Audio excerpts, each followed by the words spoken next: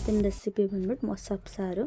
ಮೊಸಪ್ಪು ಸಾರಿಗೆ ನಾನು ಒಂದು 4 ಥರದ ಸೊಪ್ಪನ್ನ ಕಟ್ ಮಾಡಿ ಎತ್ತಿಕೊಂಡಿದ್ದೀನಿ. ಇದಕ್ಕೆ ಈರುಳ್ಳಿ, ಹಸಿಮೆಣ್ಸಿನ್ಕಾಯಿ, ಬೆಳ್ಳುಳ್ಳಿ, 2 ಟೊಮೆಟೊ, ಸ್ವಲ್ಪ ಜೀರಿಗೆ ಮತ್ತು ತೊಗರಿಬೇಳೆನ ತೊಗೊಂಡಿದ್ದೀನಿ. ತೊಗರಿಬೇಳೆ ಒಂದು 150 ಗ್ರಾಮ್ ವಾಶ್ ಮಾಡ್ಕೊಂಡು ನೀಟಾಗಿ ಇಟ್ಕೊಂಡು ಅದಕ್ಕೊಂಚಮ್ ನೀರು ಹಾಕ್ತಾಯಿದ್ದೀನಿ, 1 ಲೀಟ್ರು.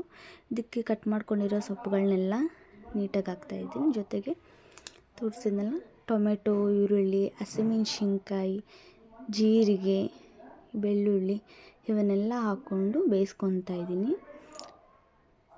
ರುಚಿಗೆ ತಕ್ಕಷ್ಟು ಉಪ್ಪು ಹಾಕ್ಕೊತೀನಿ, ಸ್ವಲ್ಪ ಹಾಕ್ಕೊತೀನಿ, ಬೇಕಂದರೆ ಇನ್ನೊಂದು ಟೈಮ್ ನೋಡ್ಕೊಂಡು ಹಾಕ್ಕೊತೀನಿ. ಉಪ್ಪು ಆಗಬಾರ್ದಲ್ವ, ಇದಕ್ಕೆ ನಾನು 2 ವಿಜಿಲ್ ಹೊಡ್ಸ್ಕೊತೀನಿ. ನೀವು 2 ವಿಜಿಲ್ ಹೊಡ್ಸ್ಕೊಂಡ್ರೆ ಸಾಕಾಗುತ್ತೆ. ವಿಜಿಲ್ ಬಂದಾದಮೇಲೆ ಸೊಪ್ಪು ಬೇಳೆನ ಸಪ್ರೇಟ್ ಮಾಡ್ಕೊತೀನಿ. ಸೊಪ್ಪು, ಟೊಮೆಟೊ, ಬೆಳ್ಳುಳ್ಳಿ, ಮೆಣಸಿನ್ಕಾಯಿನೆಲ್ಲ ಸಪ್ರೇಟ್ ಮಾಡ್ಕೊತೀನಿ. ತಣ್ಣಗಾದ್ಮೇಲೆ ಗ್ರೈಂಡ್ ಮಾಡ್ಕೊತೀನಿ. ಅದಕ್ಕೂ ಮುಂಚೆ ಸ್ವಲ್ಪ ಕಾಯಿ ಅಥವಾ ಕೊಬ್ಬರಿನ ಗ್ರೈಂಡ್ ಮಾಡ್ಕೊಬೇಕು. ನೈಸ್ ಆದಮೇಲೆ ತಣ್ಣಗೆ ಹಾರಕ್ಕಂತ ಇಕ್ಕಿದ್ವಲ್ಲ ಆ ಸೊಪ್ಪನ್ನು ನೀಟಾಗಿ ಗ್ರೈಂಡ್ ಮಾಡ್ಕೊಬೇಕು. ಗ್ರೈಂಡ್ ಆದಮೇಲೆ ಒಂದು ಕಡಾಯಿ ಇಕ್ಕಿ 3 ಟೇಬಲ್ ಸ್ಪೂನ್ ಆಯಿಲ್, ಅದಕ್ಕೆ ಸಾಸಿವೆ, ಮೆಣಸಿನ್ಕಾಯಿ ಹಾಕಬೇಕು. ಒಗ್ಗರಣೆಗೆ ಸಾಸಿವೆ, ಮೆಣಸಿನ್ಕಾಯಿ ಹಾಕಬೇಕು. ಬೇಕಂದರೆ ನೀವು ಈರುಳ್ಳಿನೂ ಆ್ಯಡ್ ಮಾಡ್ಕೊಬೋದು. ನಾನು ಈರುಳ್ಳಿ ಇಲ್ಲಿ ಹಾಕಿಲ್ಲ. ಹಾಕ್ಕೊಂಡು ರುಬ್ಬಿಕ್ಕಿರೋ ಮಸಾಲಾನ ಹಾಕ್ಕೊಳ್ಬೇಕು. ಜಾರಲ್ಲಿ ಉಳಿದಿರೋ ಸ್ವಲ್ಪ ಮಸಾಲಾನ ನೀರು ಹಾಕ್ಬಿಟ್ಟು ಇದಕ್ಕೆ ಹಾಕ್ಕೊತಾ ಇದ್ದೀನಿ. ಒಂದು ಕುದಿ ಬರೋ ತನಕ ವೆಯ್ಟ್ ಮಾಡಬೇಕು.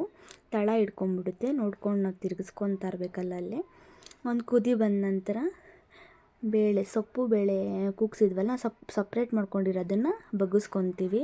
ಬೇಳೆ ನೀರನ್ನ ಇಲ್ಲಿ ಹಾಕ್ಕೊತೀವಿ.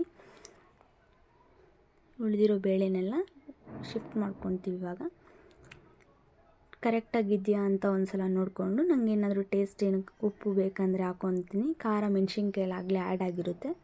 ಇಷ್ಟೇ ಇವತ್ತಿನ ರೆಸಿಪಿ. Thank you. ಅಷ್ಟೇ.